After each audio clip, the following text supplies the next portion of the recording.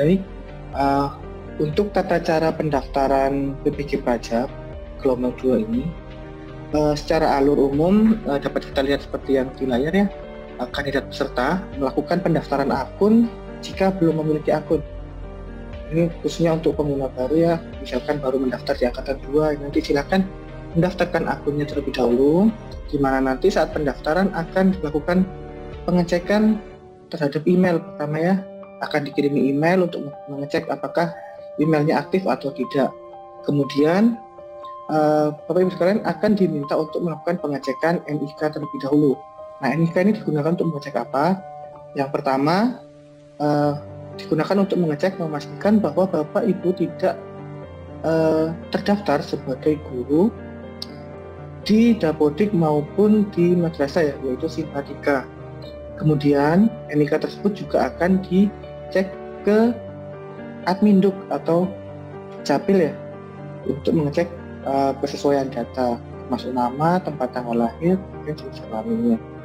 Nah, selanjutnya Bapak Ibu sekalian akan diminta login ke dalam aplikasi SIM PKB atau SIM PPG pajaknya. Setelah itu Bapak Ibu akan diarahkan untuk mengisi CV dan juga esai. Walaupun esai ini sebenarnya di tahap 1 tidak wajib ya, bisa diisikan setelah Bapak Ibu sekalian mengajukan CV-nya, jadi bisa diajukan dulu sebelum diisi. Nah, untuk yang gelombang 1 kemarin kemudian belum berhasil sampai ke tahap wawancara, cara daftarnya bagaimana? Nanti Bapak Ibu sekalian tidak perlu lagi melalui daftar atau ajuan akun, tapi langsung saja login menggunakan akun yang digunakan pada gelombang 1. Nanti akan ada tombol daftar untuk mendaftar di gelombang 2. Kemudian silahkan lengkapi CV, esai, dan kemudian ajukan berkasnya ya. Kemudian tunggu sampai statusnya berubah menjadi disetujui. Kemudian nanti akan tampil kartu pembayaran. Nanti silahkan dilakukan pembayaran. Kemudian setelah dilakukan pembayaran, nanti akan menunggu jadwal plotting atau kapan dan di mana akan dilakukan tes substantifnya. Nah, seperti yang saya sampaikan tadi, ini seperti sebagai gambaran ya. Ketika memasukkan atau mengisikan email baru ya untuk pengguna baru, itu nanti silahkan login dulu ke halaman pendaftaran PPG pajak. Nanti silahkan pilih daftar sebagai peserta seperti di layar. Kemudian nanti masukkan email dari Bapak Ibu sekalian. Pastikan email yang dimasukkan adalah email yang valid, kemudian aktif, sehingga dapat menerima email verifikasi dari aplikasi SIM PKB. Kemudian centang pada bagian captcha ini, saya bukan robot, kemudian klik selanjutnya.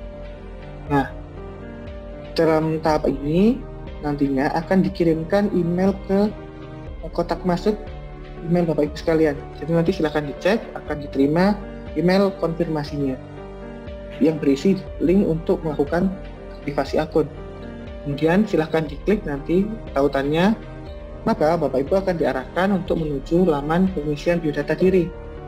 Ini data awal yang isikan NIK yang akan dicek ke Dukcapil tadi, Dukcapil, Simpatika, dan juga Dapodik. Kemudian isikan nama sesuai dengan yang ada di Dukcapil, kemudian jenis kelamin dan tanggal lahir. Kemudian jika sudah, silahkan klik selanjutnya. Nah, setelah diisikan, kemudian klik selanjutnya, Bapak Ibu sekalian akan diminta untuk mengisikan kata sandi. Silahkan dibuat kata sandi yang mudah diingat dan juga mudah diingat tapi juga sulit ya untuk ditebak orang lain. Jadi kerahasiaannya terjaga. Kemudian setelah klik simpan kata sandi, klik pada bagian masuk di halaman konfirmasinya. Nanti akan diarahkan menuju ke form login ke dalam aplikasi SIM PKB. Silahkan login menggunakan akun yang tadi sudah dibuat ya. Kemudian nanti silahkan mengisikan CV. Nah, seperti yang saya sampaikan tadi, untuk peserta gelombang 1 yang mendaftar di gelombang 2, ini nanti akan tampil seperti ini. Ada di bagian atas notifikasi bahwa gelombang 2 sudah dibuka. Untuk mendaftar nanti silahkan klik daftar sekarang. klik daftar sekarang, kemudian nanti akan diarahkan menuju pengisian biodata diri atau CV, dan diisikan sama dengan peserta yang baru mendaftar. Hanya saja catatannya, untuk peserta gelombang 1, isian biodata dirinya nanti bisa melanjutkan pada pengisian gelombang satunya. Jadi misalkan kemarin sudah mengisikan pengalaman, itu juga sudah tersimpan, jadi tinggal menambahkan atau melengkapi saja bagian mana yang kurang. Kemudian jika sudah, pastikan bahwa semua yang diwajibkan pada bagian biodata diri sudah berubah menjadi centang hijau ya.